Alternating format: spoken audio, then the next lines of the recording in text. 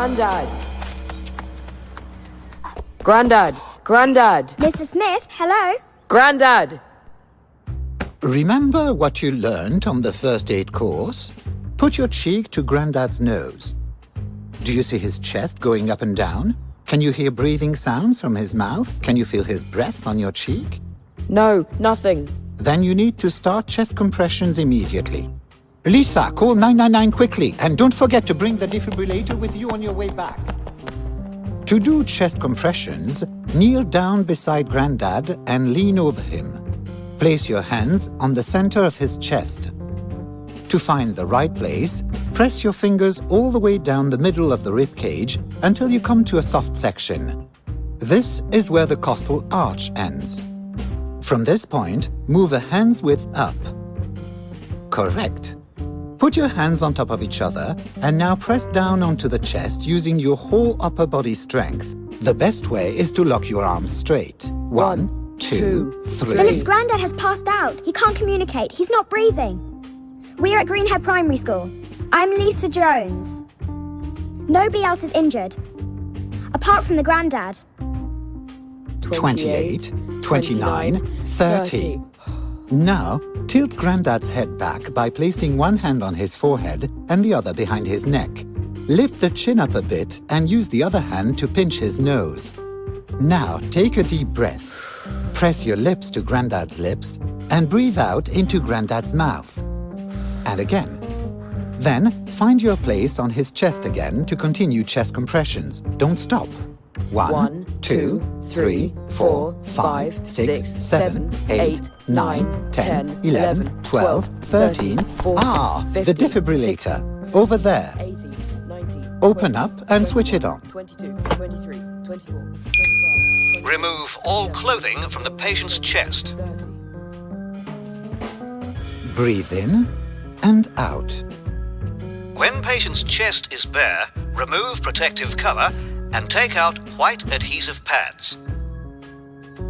Those two pads are the electrodes. Attach them to the chest, exactly as shown in the diagram. Attach them firmly. Do not touch the patient. Analyzing heart rhythm. Shock advised. Stay clear of patient. Press the flashing orange button now.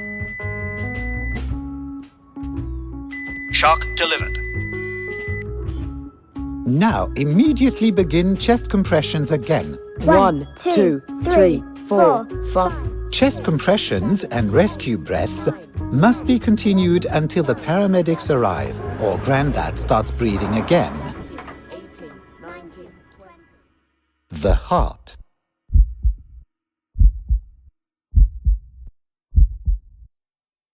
Our heart is a powerful muscle. It supplies the whole body, every organ and cell, from head to toe with blood. It beats for a lifetime without taking a single break. A sparkling mineral water bottle holds 1 liter of water. The heart pumps enough liquid around the body to fill 5 of these bottles. To do this, it must beat around 60 to 80 times a minute in adults. In children, the heart beats even faster. But how does a heart attack happen? This is what the heart looks like on the inside. It receives an electrical stimulus to tell it how fast to beat. Right here. Let's imagine there is a tiny drum there. That is the main drummer. When this drum beats once, the upper part of the heart begins to contract. Blood is pumped into the heart. But it doesn't stop there. The drum beat from the first drum prompts another drum, drum 2.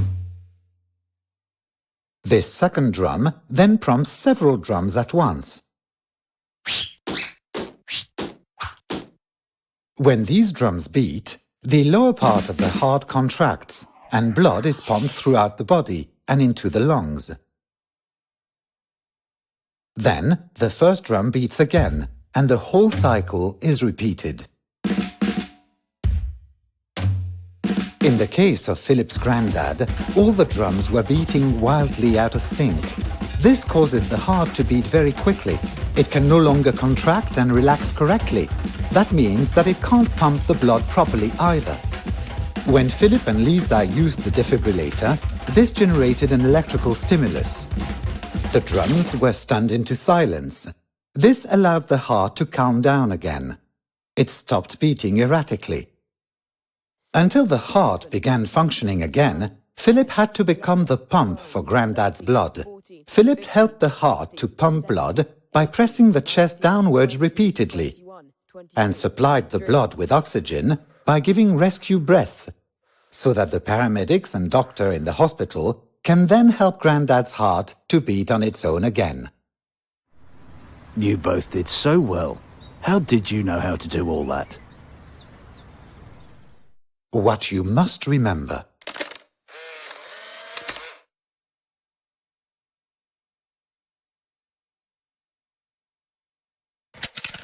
Always talk loudly to the person first and gently shake them. By putting your cheek to their nose, you can see if the chest rises and falls. You can hear the breathing and feel breaths on your cheek. Hands must be placed on the center of the chest. If you kneel, you can use your whole upper body strength to press the chest down 30 times. Tilt the casualty's head back by putting one hand on the forehead and the other hand behind the neck. This extends the head and opens the airway so that you can perform mouth-to-mouth resuscitation. Once the head is tilted, lift the chin up a bit and pinch the nose with your other hand. If you don't do this, the breath you blow into the mouth will just come out of the nose again. Then take a deep breath and breathe out into the casualty's mouth.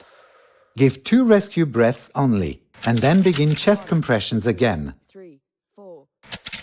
When on the phone to the emergency services, you should stick to the 5 W's.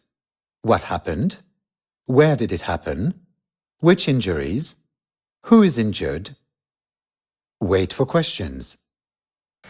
Do you know where your nearest defibrillator is? It is best to find out now. This sign indicates where the defibrillator is located.